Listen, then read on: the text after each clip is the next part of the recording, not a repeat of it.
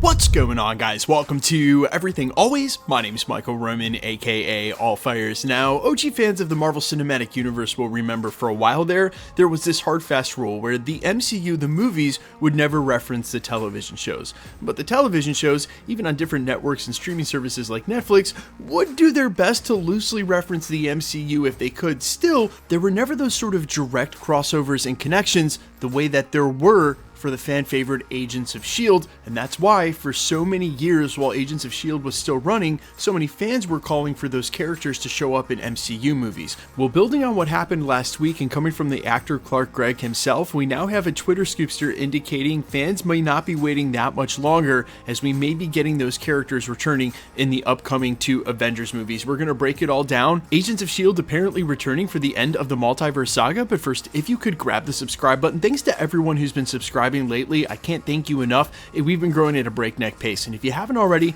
whether you've been rocking with the channel for a while, this is your first time finding us, I would just kindly invite you to hit the sub button. It's the #1 thing you can do to support us here at the channel. I would sincerely appreciate it. Plus, it enters you for the giveaways. We'll get into that stuff at the end. Okay, I realized during the prologue I said last week. It actually happened earlier this week, and on Monday, the actor who plays Phil Coulson, Gregg, took to his social media account and posted a picture on his Instagram story of him in the character of Phil Coulson with the quote, "Let's go."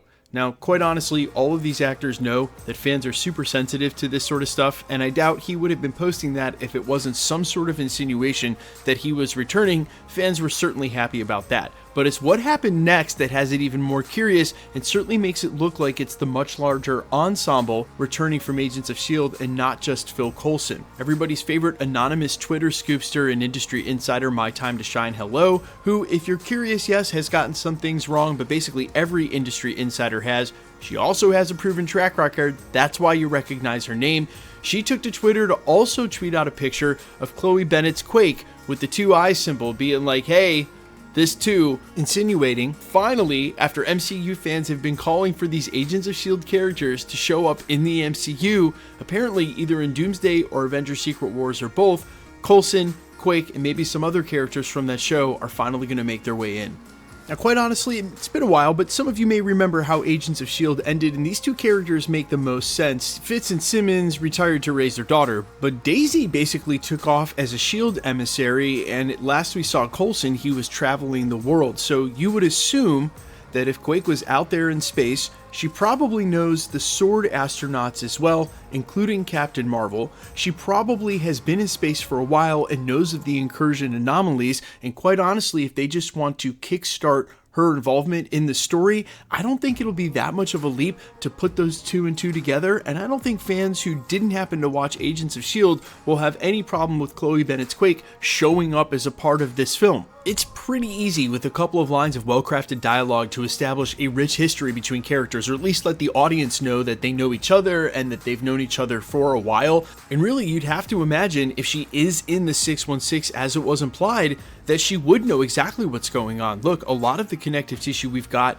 for what's going on with incursions happens there at the end of the Marvels. Sword is on the forefront of knowing about that kind of anomaly, and they lost one of their agents in Monica Rambeau over to another parallel universe. It's not exactly clear if they know that's what happened, but surely if Daisy was involved at all with S.H.I.E.L.D. and still in any way, she would know about that. She would definitely know Captain Marvel. She would be pretty familiar with everything going on. I don't think much of an explainer needs to happen, and no explainer is needed at all for Phil Coulson. They drop him in, everyone will be excited to see him from immediate day one, and we can hit the ground running. And I think that's the kind of thing that the Russos are going to have to look to do because they are limited on time. Now, as far as these characters featuring in a major ensemble in Avengers Doomsday and Avengers Secret Wars, they do feel like pretty deep cuts in a world where Kevin Feige acknowledged that they can't have 100,000 characters in both of these movies.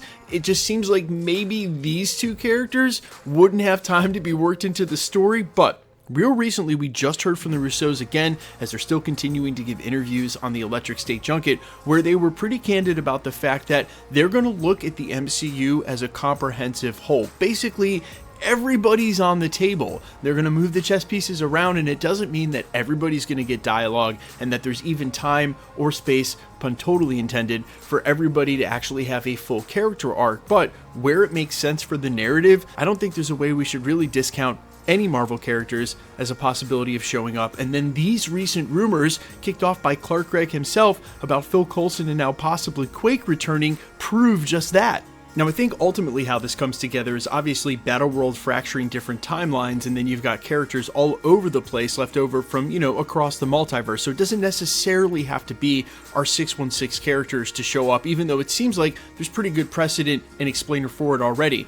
More likely the case, though, is that when these characters all collide, they're going to represent different parts of the MCU. And to me, even though Agents of S.H.I.E.L.D. ran all the way up into 2020 and long past the events of Avengers 1, when I think Phil Coulson, I think old school MCU landscape, I think the original Avengers. And I've always thought, as we get towards the end of Secret Wars, when all of the quote-unquote teams show up, that one of those most likely teams is going to be an OG Avengers, where yes, we get Robert Downey Jr. back as Tony Stark, Steve Rogers, even though she says she wasn't coming back and she's dead, Natasha Romanoff, the OG Avengers show up as part of that mix, and it'll just be icing on the cake by that point, because we won't have had really any of those characters in the mix. Look, I might be wrong, but to me, that's how this all feels. And so when I hear Phil Coulson returning, the nostalgia gets all stirred up in me, and I think, oh man, OG Avengers. But you guys let me know what you think down below. You might not feel the same way, but are you excited in general for the possibility of Agents of S.H.I.E.L.D. characters coming back? And I know you guys are all going to ask about Ghost Rider, but